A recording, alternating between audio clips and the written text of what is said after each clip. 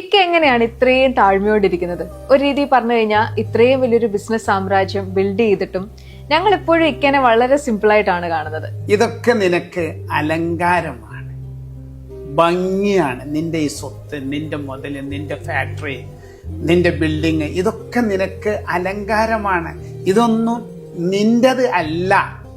നീ ഒരു supervisor, custodian എന്ന് മാത്രമേ ഉള്ളൂ. അല്ല പറയാണ് ഇതൊന്നും നിന്റേതല്ല. നീ പറയും അതിൻ്റെത്, ഇതിൻ്റെത്, ഇതൊക്കെ എൻ്റെത് എന്ന്. ഇതൊന്നും നമ്മളതല്ല. നമ്മൾക്കുള്ളത് 3 കഷ്ണ തുണി കിട്ടും, ഖൈർ അമൽ, നല്ല കർമ്മം ചെയ്തത് കിട്ടും, കൊടുത്തതും കിട്ടും. ഇതേ നമുക്ക് കൊണ്ടുപോകാൻ പറ്റുള്ളൂ. നിങ്ങൾക്ക് സമ്പത്ത് തന്നാൽ നിങ്ങൾ ജീവിക്കണം.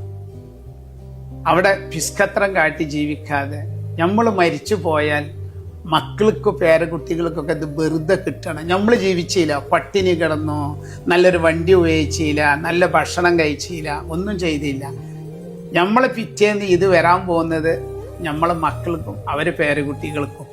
അവർക്കിത് വെറുതെ കിട്ടുകയാണ്. അവർക്കിതിൻ്റെ പ്രയാസം ബുദ്ധിമുട്ടൊന്നും അറിയില്ല. ഉണ്ടാക്കിയ മനുഷ്യൻ ജീവിക്കാതെ പോവുകയും ചെയ്തു. അപ്പം പണം അള്ളാഹ് തന്നാൽ നമ്മൾ ജീവിക്കണം. ബാക്കിയുള്ളത് നമ്മളെ മക്കൾക്ക് മതി.